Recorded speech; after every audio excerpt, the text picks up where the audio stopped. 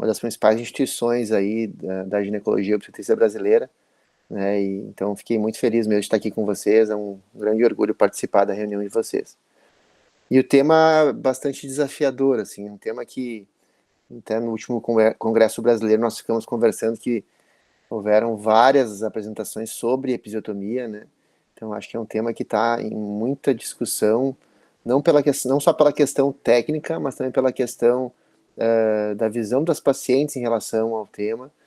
E, então, acho que a gente tem que falar sobre ele, tem que tentar trazer a maior parte de informação científica disponível sobre o tema, para que algumas pontuações sejam feitas, né? A gente tenha respostas, né, em relação a qual é o papel da episiotomia, quando ela deve ser feita, tem até um questionamento se ela deve ser feita, inclusive, né, e por que, né, ela deveria ser feita.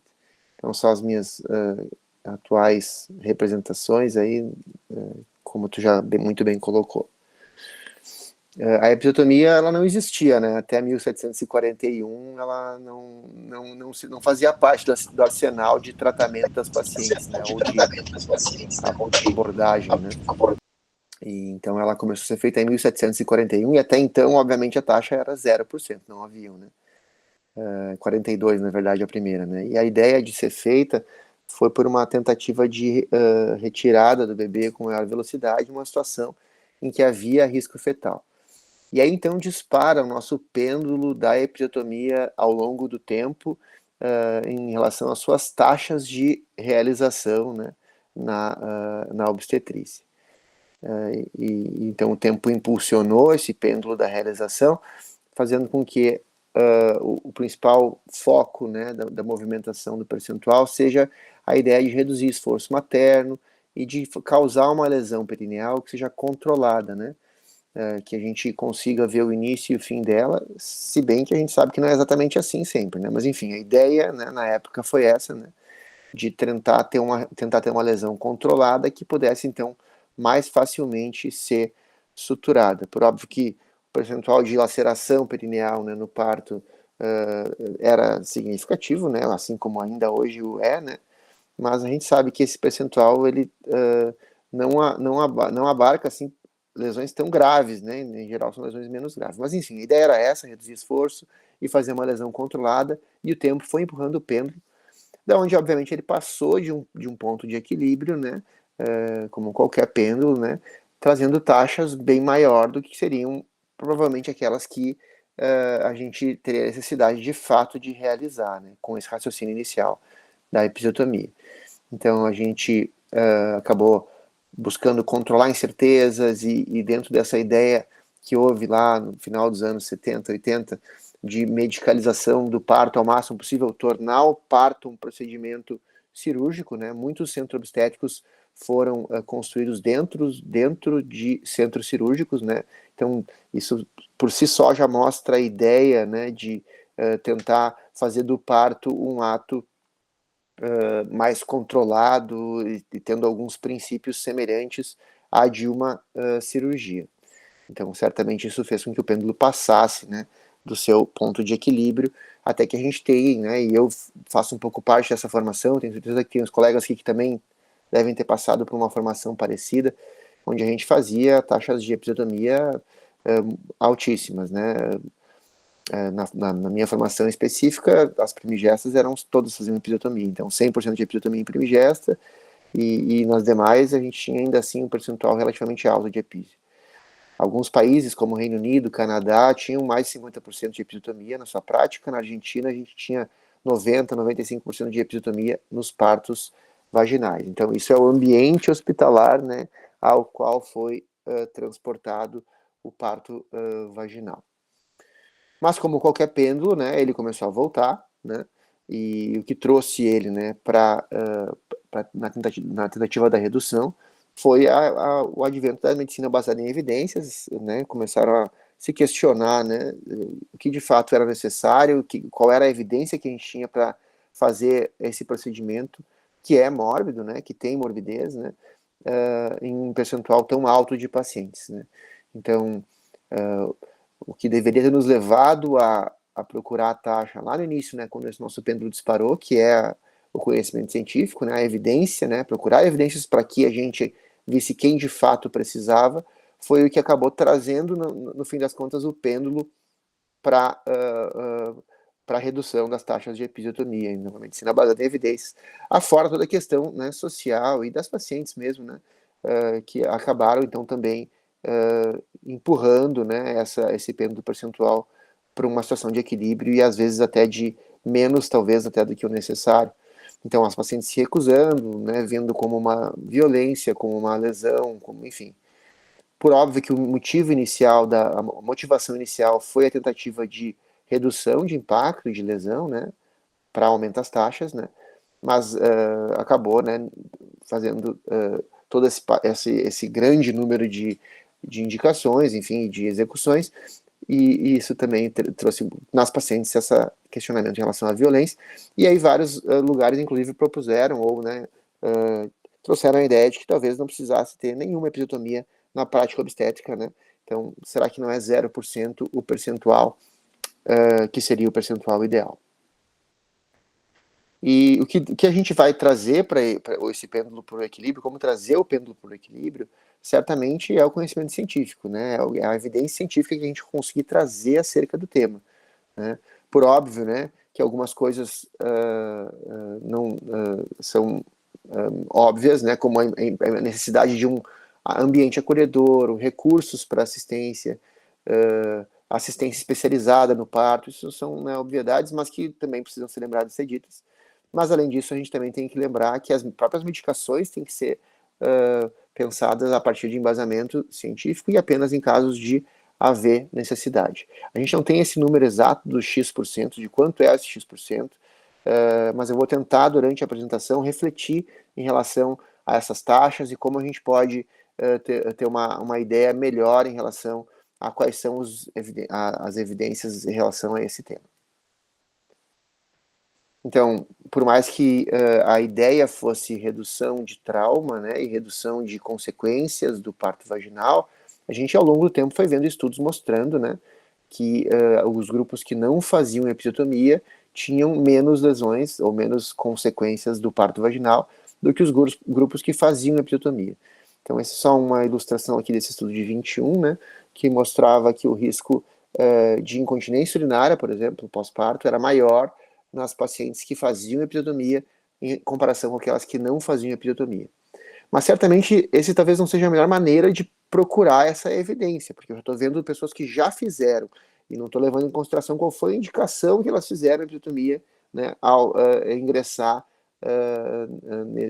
nesse trabalho, né? Então, talvez o maior foco que a gente deva ter ao questionar o percentual, enfim, quando deve ou não deve, seja a indicação exata. Estudos que comparem a indicação da episiotomia, né, com pacientes similares, né, idealmente randomizadas para fazer ou não fazer a episiotomia. Mas aqui só ilustrando, então, essa informação, né, de que se a gente considerar a episiotomia globalmente sem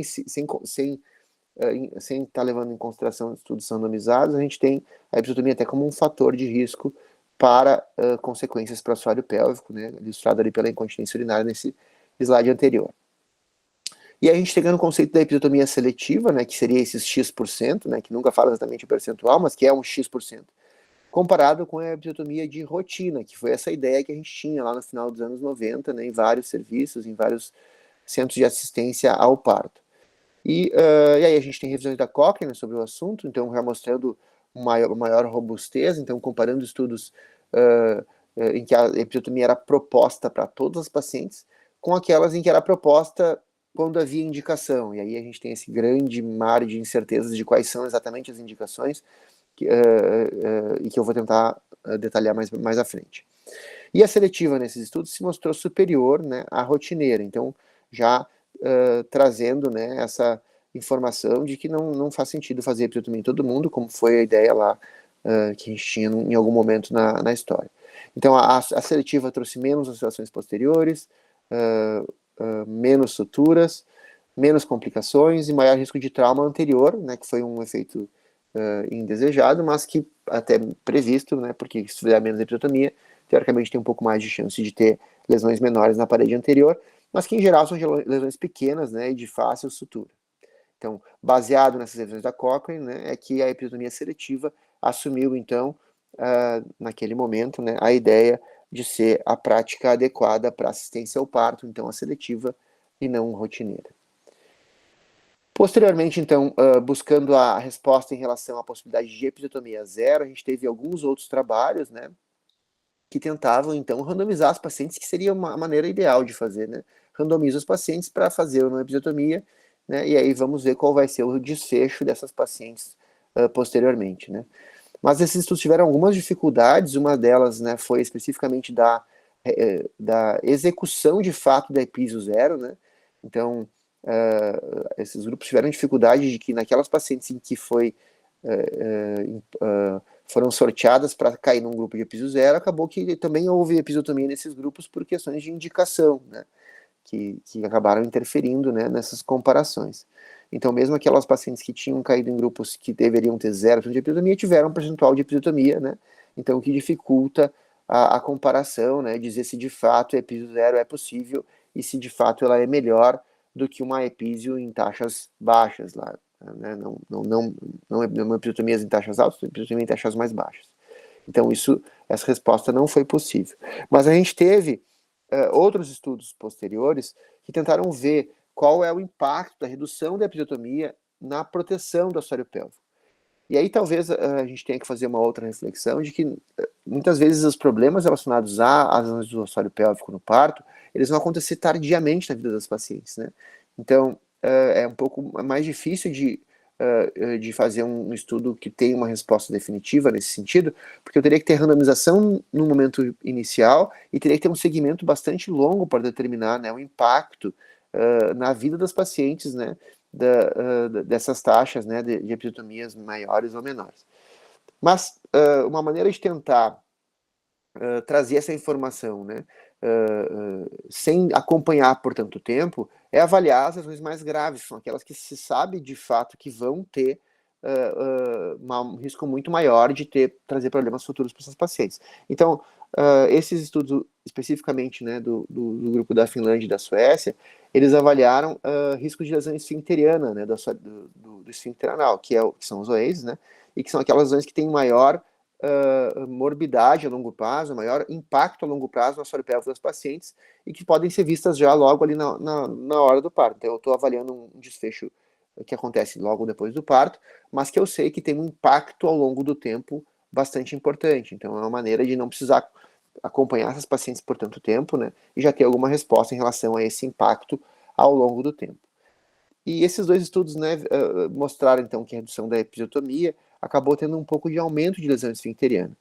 É óbvio que tem aí também a questão do treinamento das pessoas, né, em relação à identificação das lesões, que isso também pode certamente interferir no aumento das taxas, mas eles no próprio grupo consideraram que o maior risco de lesão esfincteriana aconteceu em grupos com taxa de episiotomia abaixo de 15%, dando uma luz que talvez seja uma taxa a ser pensada como uma referência, né? Por óbvio que vai depender do perfil da paciente que a gente está atendendo, né? Tem pacientes que vão ter riscos maiores ou menores de lesões, né? E a gente vai ter que abordar elas e fazer as incisões, né, de acordo com esses grupos, né? Certamente grupos de multíporas vão ter uma taxa muito baixa, muito menor do que isso, né, como alvo, né?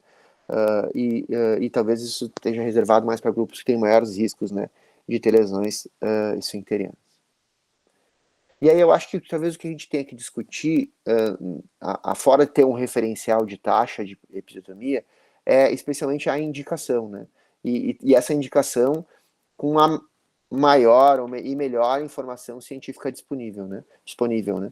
E se a gente for pegar livros clássicos, né, até agora saiu a nova versão do Resende em relação às indicações, a gente tem indicações clássicas de episiotomia, mas muitas delas não baseadas em estudos bem feitos em relação ao tema, né? Então a gente tem condição fetal no período expulsivo, né, que seria aquela condição fetal não tranquilizadora, variedades occipito-posteriores, bebês macrossômicos, período expulsivo prolongado, né, por exaustão materna, insuficiência cardíaca materna. Então são indicações que fazem sentido do ponto de vista técnico, né, mas que não e que talvez sejam difíceis de ser testadas, né, em estudos randomizados, mas que são indicações que estão descritas, né, como sendo para a realização de episiotomia. a gente for olhar essas indicações, são um percentual relativamente baixo de pacientes que teriam essas situações, né, e portanto teriam indicações. Aí a gente tem também as indicações locais ali, que tem mais dificuldade ainda de ter evidência, que seria um canal vaginal estreito, né, e tem a ideia da medição do hiato genital, e corpo perineal curto também, com medição de corpo perineal curto. Nós estamos fazendo um trabalho especificamente com isso, né, para avaliação de risco de lesão perineal, aqui no nosso grupo, que espero que a gente tenha traga informações em relação a esses temas. Então, também a gente tem alguns números, mas eu acho que ainda não é o suficiente para a gente poder determinar, né, pontos de corte, enfim, para que a gente possa indicar a episiotomia nas pacientes com maior liberalidade nessas questões anatômicas locais. E a instrumentação cirúrgica, né, do parto, que talvez seja o lugar onde a gente tem mais evidência e talvez seja o lugar onde a gente tenha que ter mais atenção para a indicação de fato da episiotomia, né? Então essa informação para FORCEP a gente tenha mais tempo, e para vácuo a gente vem tendo informações mais recentes, e acho que talvez aí seja o lugar onde a gente tenha mais, nesse momento, né, informação com evidência para indicação da episiotomia, apesar de ainda haver discussão sobre o tema. E aí, então, só para ilustrar o que eu vou discutir aqui para frente, em relação a desfecho para avaliação de impacto, né, desfechos da episiotomia no assoalho pélvico, a gente poderia avaliar sintomas urinários, como eu mostrei no slide inicial lá da incontinência urinária, né, pós-parto, alterações anatômicas, como prolapso genital, questões sexuais, sintomas álgicos, queixas evacuatórias, e aí, para tentar avaliar, né, o que a gente tem de questões evacuatórias, eu acho que talvez as lesões obstétricas do esfíncter anal, que são os LEIs, possam ser o foco que a gente tenha mais informação em relação a estudos, né, é o que eu vou tentar explorar um pouco aqui, a relação da episiotomia com os OEs.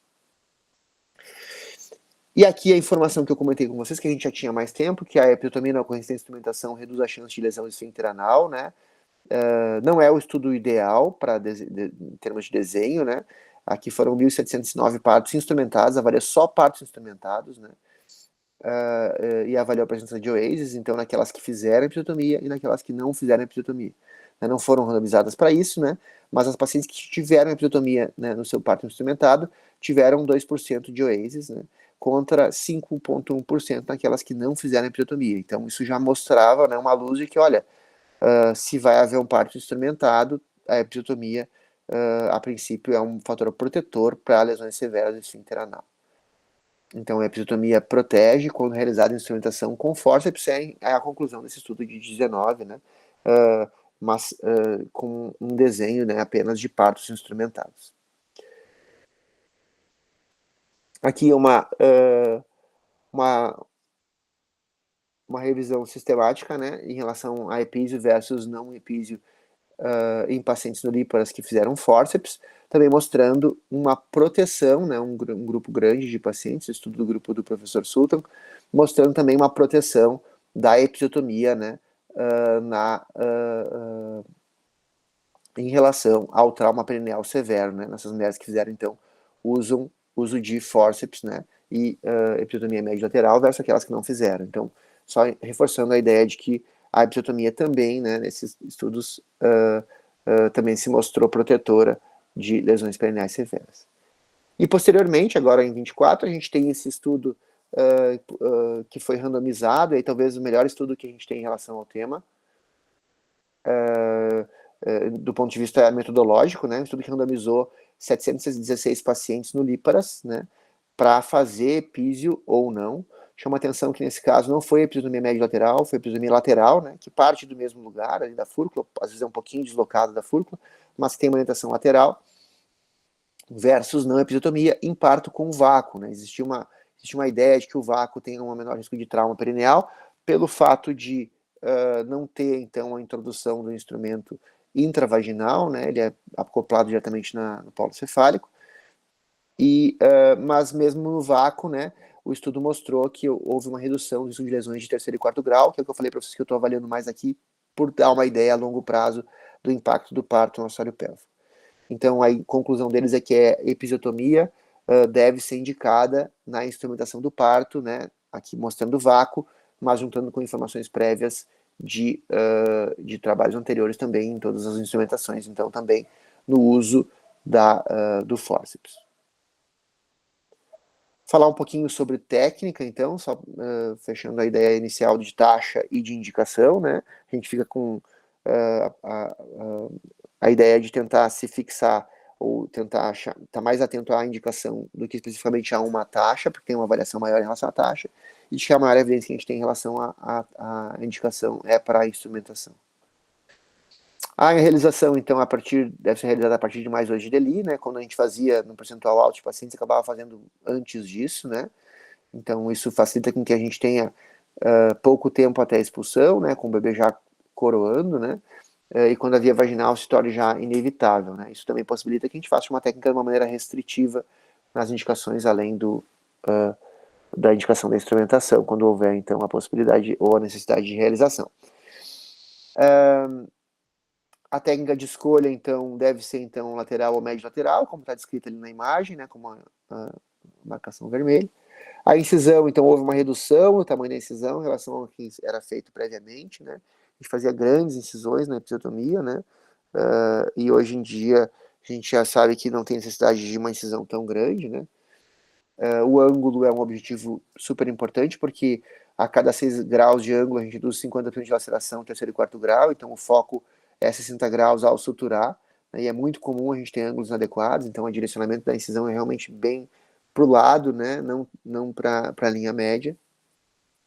E a incisão, como eu falei, é menor, a gente hoje em dia faz incisões que incluem só a musculatura superficial do bulbo cavernoso do transverso, não tem mais a incisão incluindo a musculatura do elevador do ânus. Aqui só mostrando então a técnica, com a incisão, vejam o quão lateral é essa incisão, né? Mas depois, quando for feita a sutura, ela vai ficar no ângulo de 60 graus, como vocês vão ver. Pode ser usado instrumentos específicos para fazer a incisão. Aqui é a Epicisor, que é a tesoura específica para a episiotomia, né? Que tem esse ângulo já fixo de 60 graus. Nesse estudo do grupo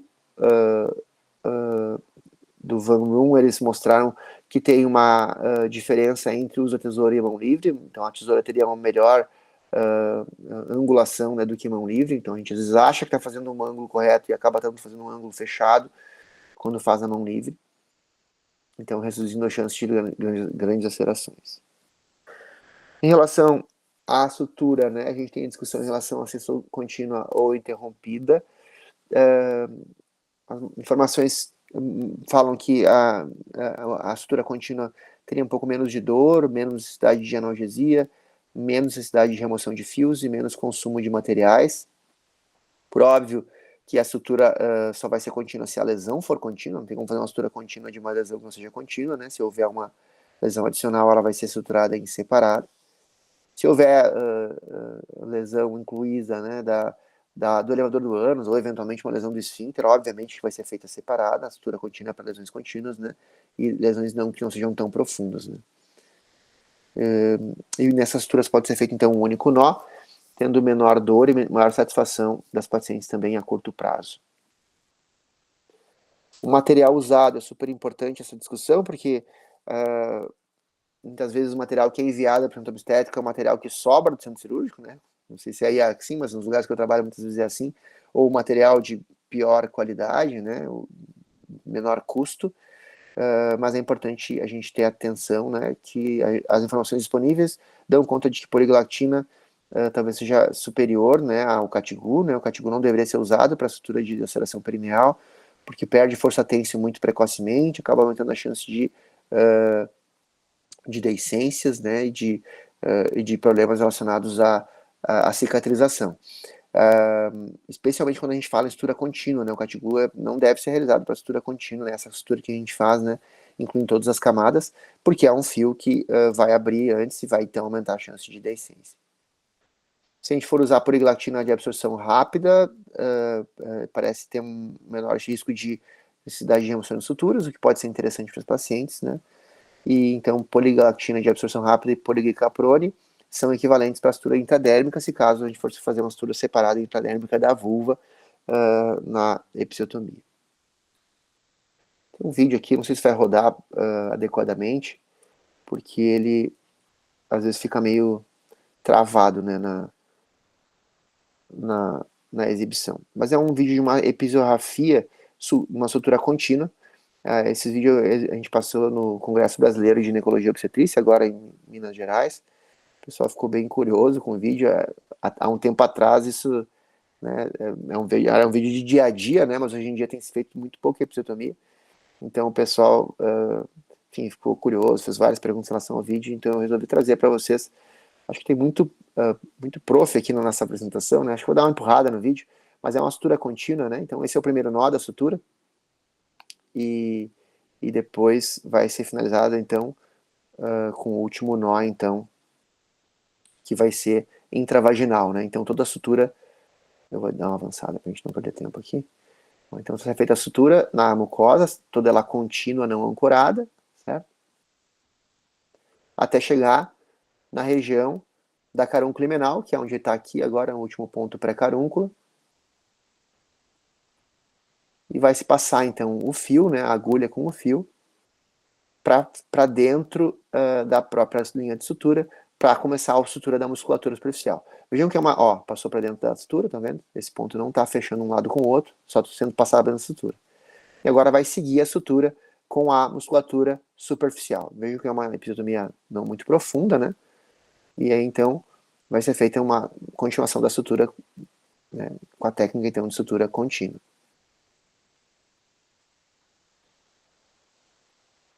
Então, vai seguir com o ponto da musculatura.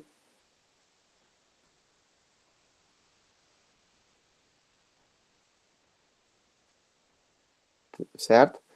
Descendo, então, até a região próximo do final da linha de sutura. Veja, eu avancei um pouquinho, tá, pessoal? E agora, voltando com o intradérmico, tudo com o mesmo fio, né? E sem interrupções.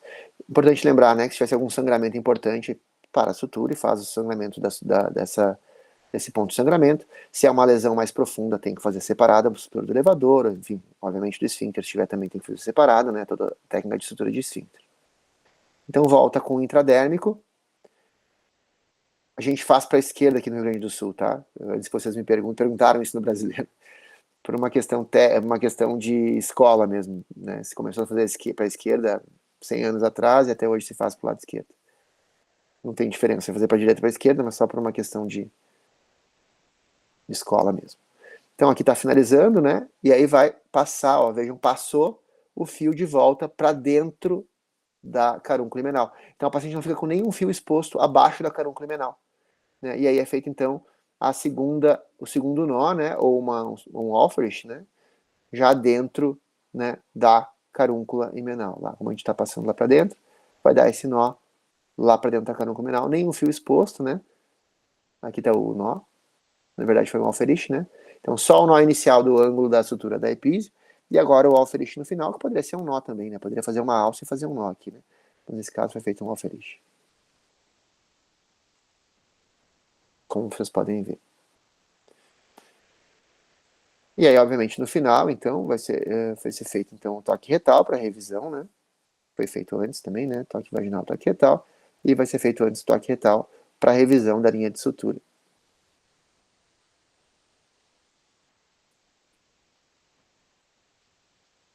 Então, toda a linha de sutura sendo identificada ali.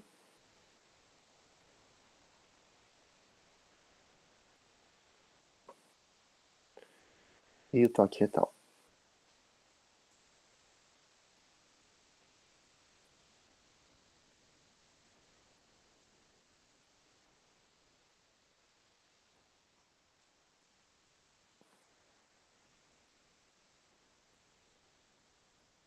Certo? Esse vídeo tem algum tempo já, né? Vou ver se eu consigo passar aqui. Era isso. Então, agradeço a atenção de vocês, estou à disposição para as perguntas. E, e, e aí, mais uma vez, muito obrigado, Luiz, pelo convite, a equipe toda da USP, grandes amigos aí em USP Ribeirão Preto.